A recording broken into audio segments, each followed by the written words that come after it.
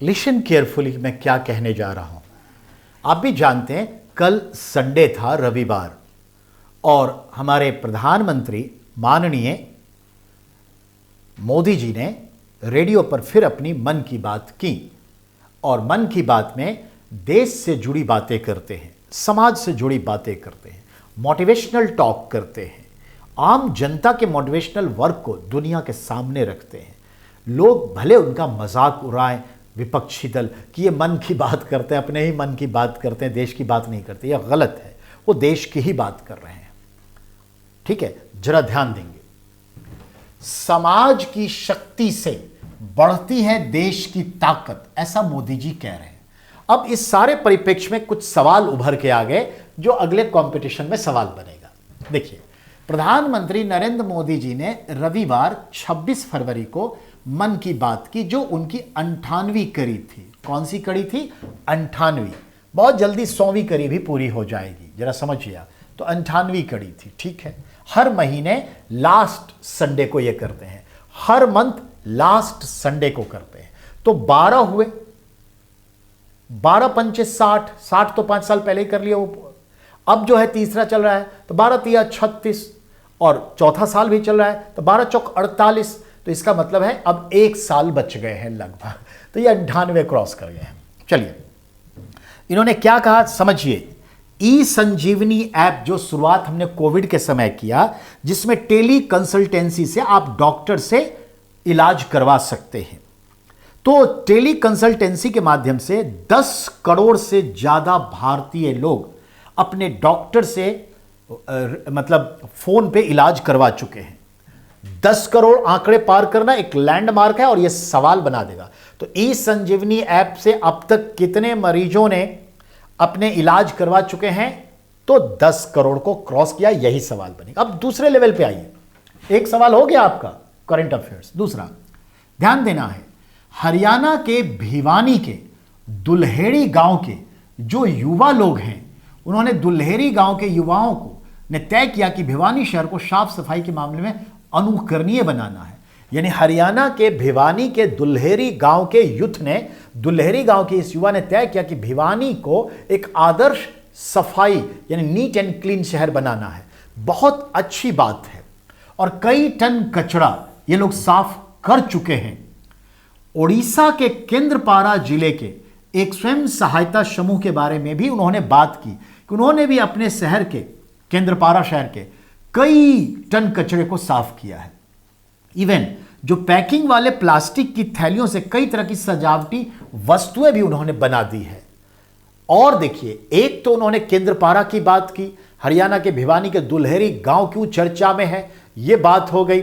और तीसरा, ई संजीवनी से कितने लोग इलाज करवा चुके, और इनके कितनी बार मन की बात पूरी हो चुकी है, 98। अब जो सबसे टॉप सवाल इनके इस स्पीच में छिपा है, वो ये है सबसे टॉप। वो देखिए, अमेरिका में रहने वाले कंचन बैनर्जी, अमेरिका में रहते हैं कंचन, कंचन तो नहीं बोलेंगे, Kanjan, I am sorry for that, Kanjan, Kanchan Banerjee का भी इन्होंने जिक्र किया मन की बात में। एक्चुअली क्या किया है कंचन बैनर्जी ने? तो बेटा 700 वर्ष पहले, 700 वर्ष पहले क्या होता था, जरा गौर फरमाएंगे।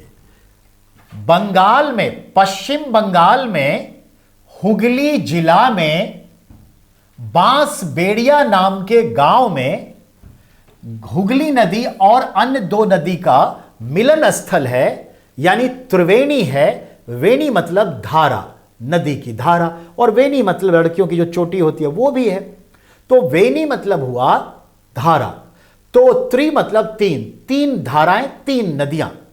यानी पश्चिम बंगाल के बांसबेड़िया गांव में हुगली और अन्य 2 नदियों का संगम बनता है, और यहां पर 700 साल पहले, 700 साल पहले तक यहां भी कुंभ का आयोजन होता था लोकल लेवल पे।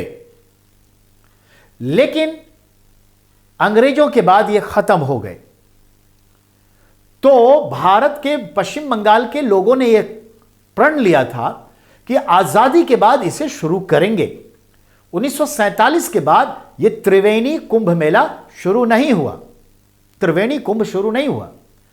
तब जाकर के अभी कंचन बनर्जी ने अपने प्रयास से पिछले साल 2022 में इस बांसबेड़िया में त्रिवेणी कुंभ मेले का आयोजन किया और भव्य आयोजन हुआ उनके प्रयास से, और अब यह हर साल होगा।